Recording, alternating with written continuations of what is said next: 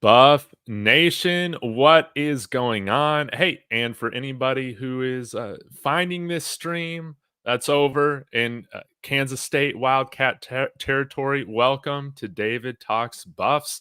I'm extremely excited to have somebody that you might have been one of my first guests when CU officially joined the Big 12. None other than Tim Fitzgerald from GoPowercat covering Kansas State. Fitz, how are you doing today? Again, thank you so much for joining the show. Really appreciate it. I'm good. I got a press conference in an hour, so I got plenty of time for you because I live about 5 minutes away from said press conference. So let's do this, my friend.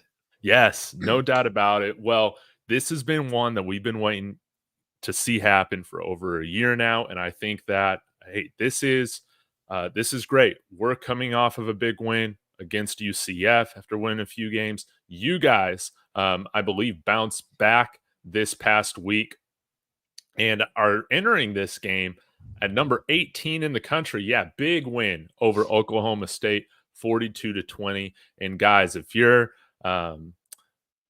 forgetting, KSU's had some change go on in this past offseason. And that's kind of what I want to lead with, Fitz, as we get into the season. You guys finish off not only with a 9-4 record, but winning one of the best bowls out there right now, the Pop-Tarts Bowl. You guys got to eat the mascot. Seemed like an incredible experience. You guys lose Will Howard to the transfer portal, and you have Avery Johnson step in. Let's go ahead and lead with that.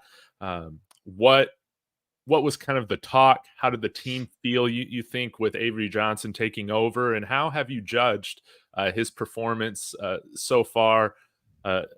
4 games into the season, or 5 games? Yeah. Well, first of all, the entire quarterback room, other than Avery Johnson, hit the portal.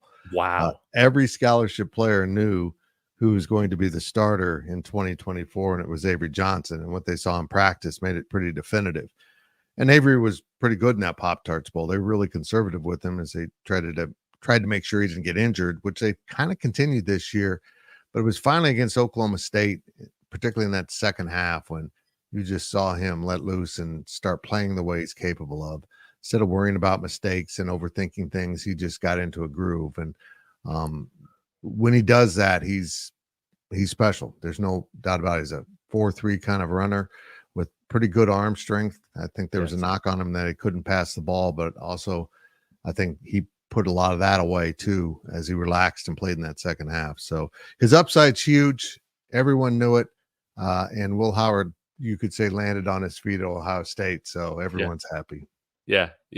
No doubt about it. I guess on another note, we'll see Will Howard in the biggest game with Ohio State thus far against Oregon. That will be interesting to keep eyes on. But yeah, let's dive a little bit deeper into this team since the season started. You know, you guys have had some fantastic victories. Of course, coming off of that big win versus Oklahoma State.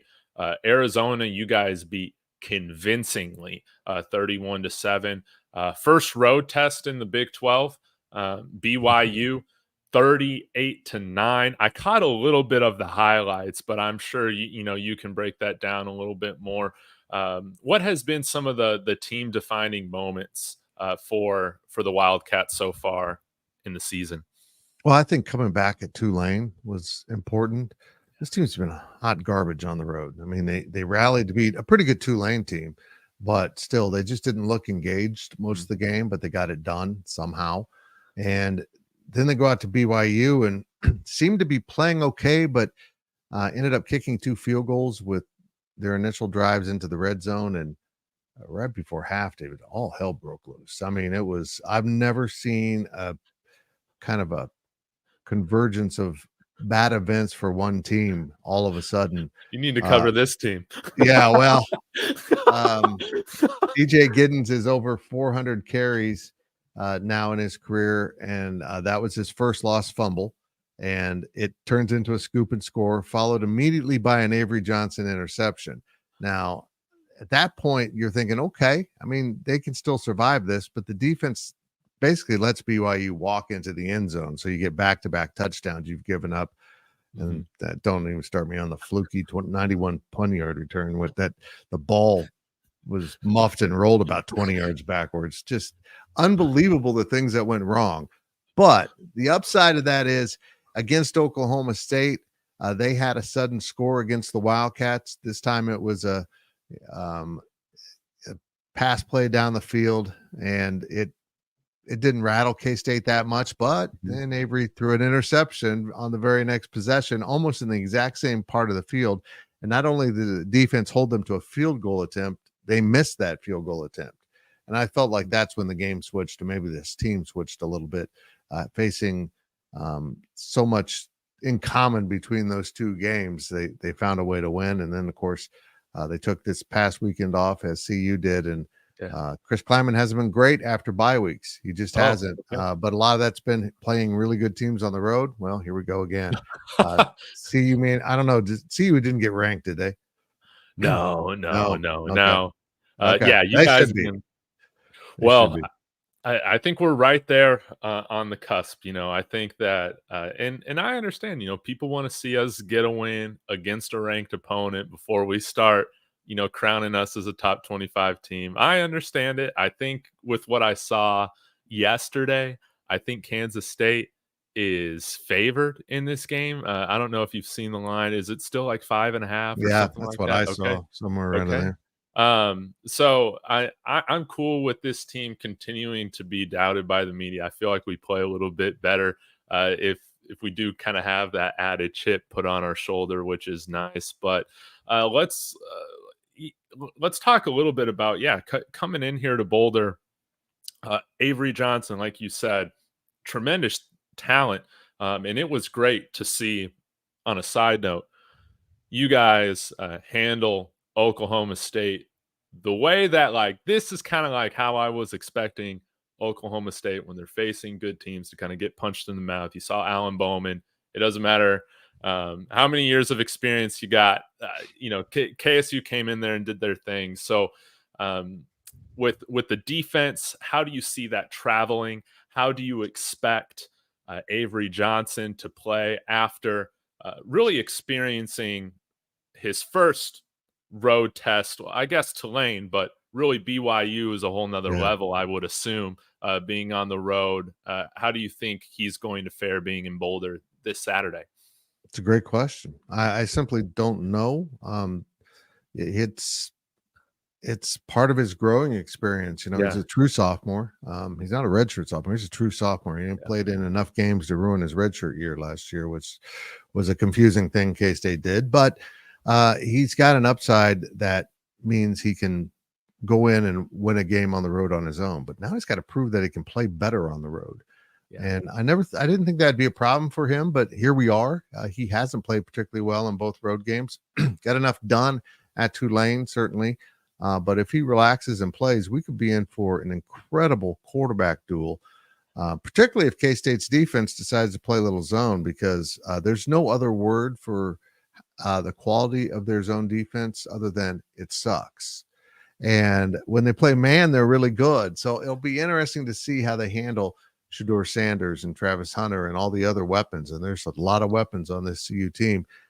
If they try to mix things up and confuse them. And I know this, Shedeur Sanders will be a lot better throwing on the run if K-State pressures him than Alan Bowman was. Alan Bowman was hot trash in that game. He just, every time he pressured him, he just threw the ball away or threw it an interception. It was just kind of almost difficult to watch, even as someone who's covers the opposing team full time.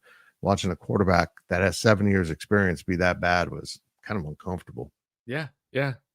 Surprising. And falling back up on the defense, Fitz, I'm curious kind of how you would define the identity of this Kansas State defense, and really how you would expect KSU to try and slow down the CU offense. Of course, it all comes down to, can we protect our quarterback at the end of the day? But you've seen Nebraska have success with blitzing us a few weeks ago, but when UCF tried to bring heat, I don't know if you saw this, probably not, but a fun stat is we had 15 blitzes against us, and Shador completed 94% of his Wow. passes against the blitz for over 100 yards and a touchdown.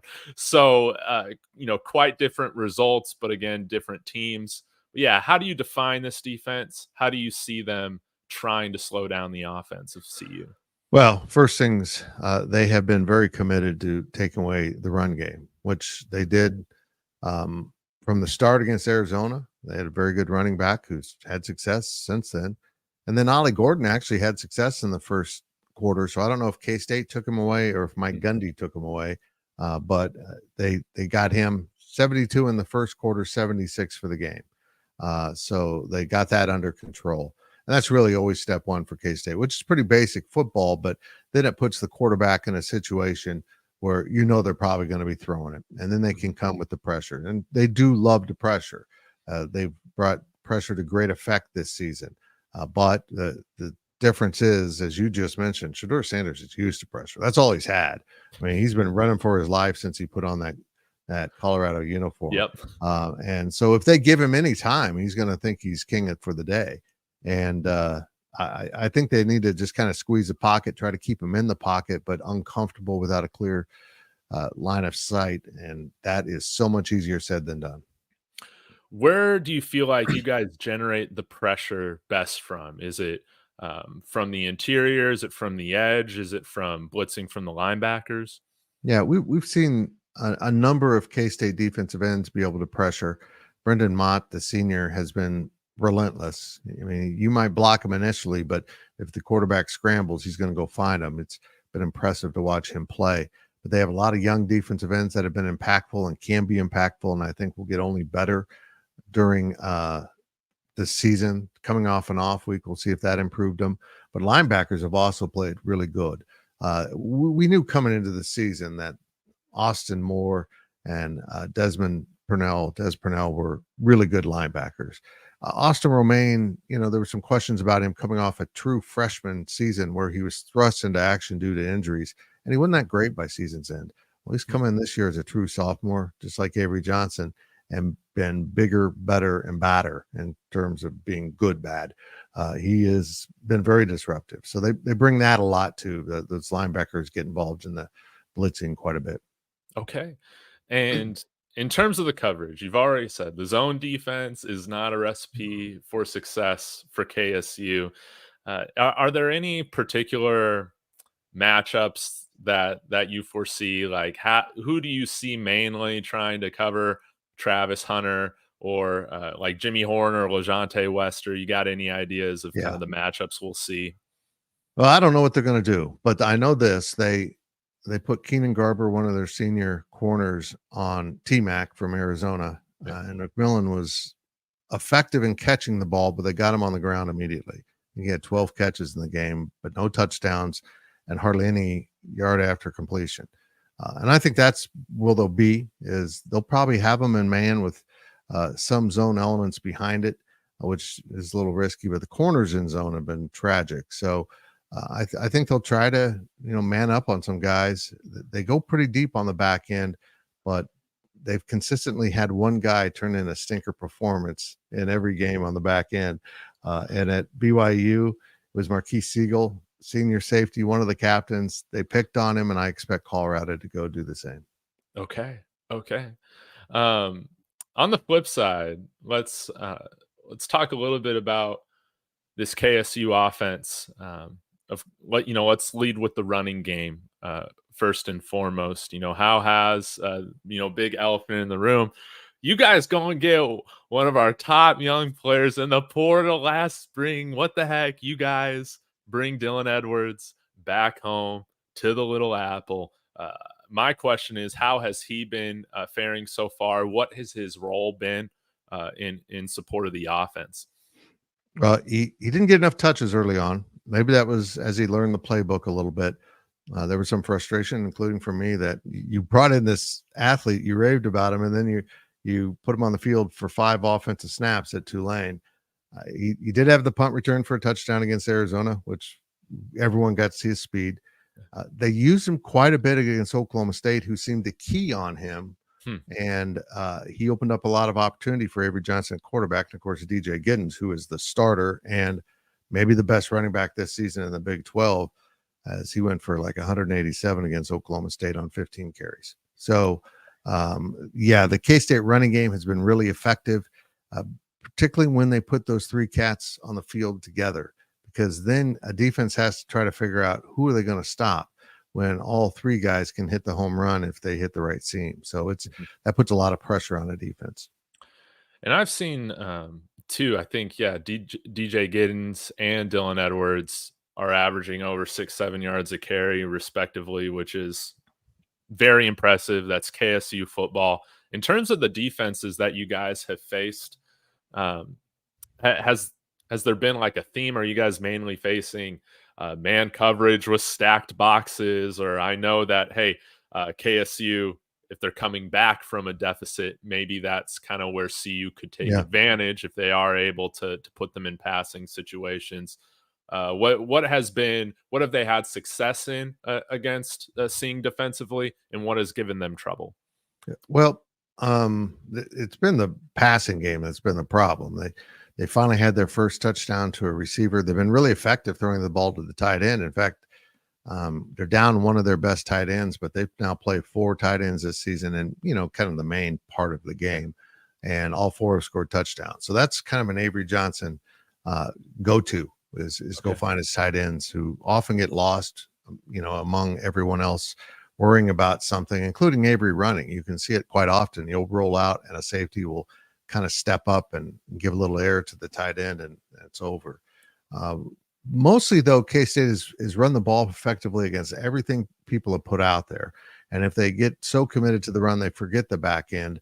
They have had some passing success. And we saw Jace Brown score a touchdown, who had a big season as another true freshman from last year. That's a true sophomore. Have a huge catch against Oklahoma State. And I think he's really settling in, as he and Avery are roommates, and Dylan and Avery are best friends. So there's a lot of kind of good vibes going on amongst that group of guys. Yeah, no doubt about it. Of course, like you said, the identity, the bread and butter of this team is running the ball, getting momentum there. But in instances where they do pass, who do you see Travis Hunter being lined up against? I think they'll probably go with Keegan Garber again on the main receiver, because he can run. I mean, both corners are fast, but he's a little bit bigger and he's got just more flatline speed. He can get out there and move. So I think if you go back and rewind that Arizona game, that might be a lot of what they look at doing. But also this defense and coordinator Joe Klanderman likes to shuffle the deck, particularly after halftime. If someone's had some success in the first half, they'll stay in what they're doing for a while, as long as it's tolerable, and then just totally flip the script at halftime. And we've seen that repeatedly through the last few years to great effect. Let's talk about special teams. This has kind of been a sore subject for me as well. The Buffs haven't always had the best special teams units over the years or performances. This year, the unit has been pretty inconsistent, but we saw against UCF, they did their job. That was wonderful. But I'm curious. This is a phase of the game that normally we forget to take some time to break down, but can have huge impact on the game. And I would attribute our special teams for at least 10 points given to Baylor a few weeks ago. Even though I thought our offense and defense played pretty well, it was much closer, and we ended up having to come back. How has KSU, fared on special teams so far this year? Last year they struggled. They brought in a new analyst from the NFL to oversee special teams, and they've been better, much better. Now, look, they gave up a huge punt return at BYU, but that was such a fluky thing. That was just a great play, and you picked the right place to run in a kind of a scramble drill of a punt return when everyone was chasing a loose ball. But they also had the Dylan Edwards touchdown off a punt return. They blocked a punt for a touchdown, and maybe they've given up a little yardage on kickoff returns that I wouldn't expect. nothing major, but some out to the 30, which is not a K-State thing. But this program going back 20 plus years leads the nation in non-offensive touchdowns. I mean, between the defense and special teams, they put a lot of points on the board, and they've continued that tradition this year. Wow. Well, I guess we should expect Dylan Edwards to be back there on punt return every single time then? Quite often, yeah. They'll put a Sterling Lockett back there, another Lockett from, he's the second son of Kevin Lockett, first being Tyler, who turned out to be pretty good. Sterling is very fast, but they've kind of settled into Dylan Edwards. Once in a while, they'll leave their defense on the field and one of their corners will go back and handle that duty just to be safe. But yeah, they like to attack the punt return. They really do. Okay.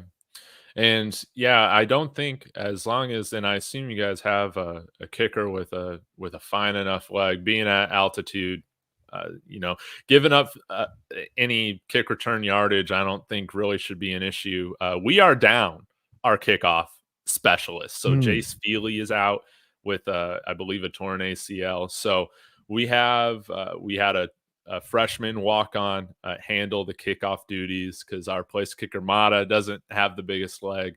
A little bit inconsistent against in terms of the depth last week against UCF, but that's going to be something. I think we had 2 touchbacks, but that's going to be something that I'm keeping an eye on. One of my keys to the game is not giving you guys opportunities to return that football, whether it's on the punt coverage or the kickoff coverage.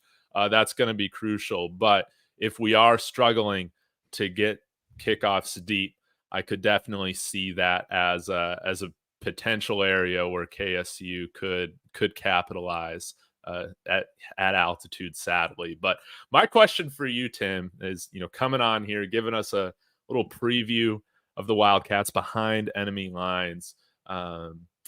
If Colorado is going to win this game, what do you think are going to be the things that they need to do in order to get the best of this KSU team? Well, they got to limit the run game to a degree, particularly from Avery Johnson. If you can kind of keep him bottled up and in the pocket, he's less effective. And if he gets out on the edge and is running in an awkward position, he's really accurate. It's kind of strange. The pocket's the problem. So yeah, try to control him and keep him corralled, so to speak, and also get that defense into some chaos. Because once teams start scoring on them, we've seen breakdowns on how this defense plays, particularly on that far back end. So if they can strike some big plays, they might get that ball rolling for the Colorado offense and really shake the confidence of that K-State secondary. Now, when we're watching the game, granted, you'll be in mountain time, so that'll be nice, I guess. But most of us will be drinking coffee, I guess, regardless, for this matchup. But as we're watching on the television, oh, no worries. Intermission.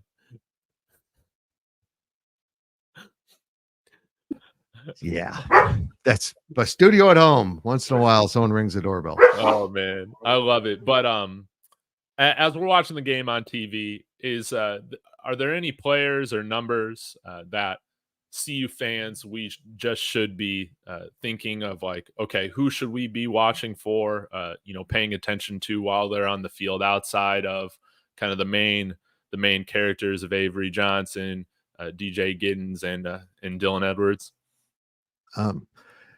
Dylan Edwards, number 3, keep an eye on him. Avery Johnson's 2, but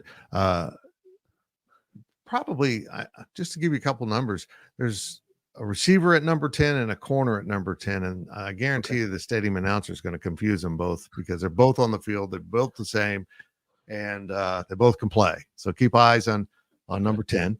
And as I said, Austin Romaine at number 45 is crucial.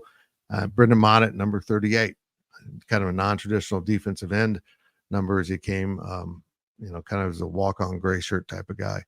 But yeah, there's playmakers. There's playmakers on this team, but it kind of has varied from game to game on who's doing the best work for Kansas State.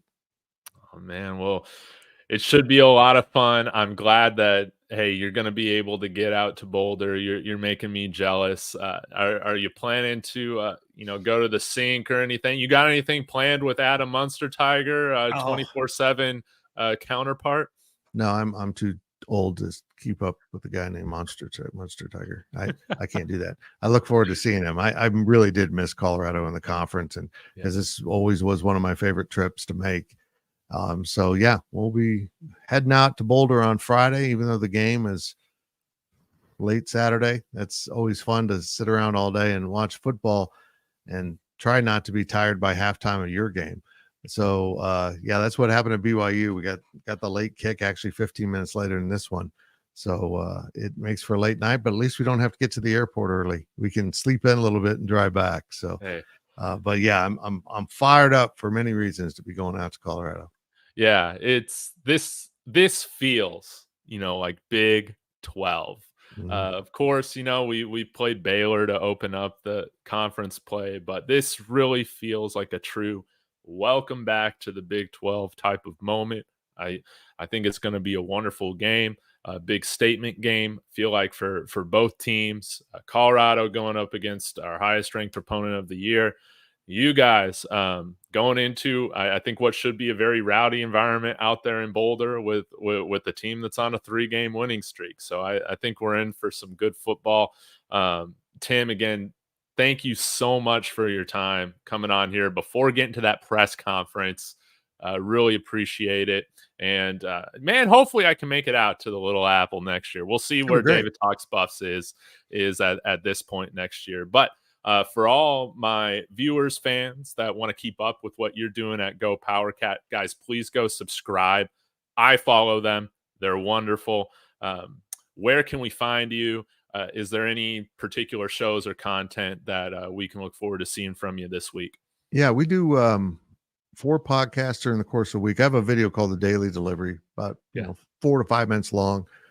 Sometimes involves K-State, sometimes it's more Big 12 oriented. But then we have 4 different podcasts that go up on our website at midnight. The one tonight, the Insiders Live, will be earlier because we've got both the Chiefs and Royals playing tonight. So we got some conflict there. But now we have a regular podcast, a pregame podcast, and something called the Friday Walkthrough that drops Friday at midnight or Thursday at midnight. That has been really popular. And of course, we do a post-game podcast, but this one will probably not be live like the one after BYU wasn't. We'll probably do that on Sunday morning. But you can also find us, me, and one of my colleagues, Brian Hanley, who is in charge of our Big 12 Insiders channel. So we thought the Big 12 needed more attention. We've seen other creators do it. I love it. But yeah, go check out the Big 12 Insiders channel with former K-State offensive lineman Brian Hanley hosting our shows. Oh, that's wonderful. That's wonderful. Well, Fitz, thanks again so much for taking the time to give us a preview of KSU CU. Really appreciate it, guys. Thank you so much for being involved in the chat. Sorry I didn't get to your comments today. I was trying to be the best interviewer possible for my friend Fitz. I was judging you. But y'all be sure, smash that like, subscribe if you like this thing, and let us know your thoughts in the comments on the replay as well. I'll be back with a video either later today or tomorrow. So y'all hit that bell notification. Until then, guys, I will see you later. As always, Go Buffs. All right. Thanks again, Fitz.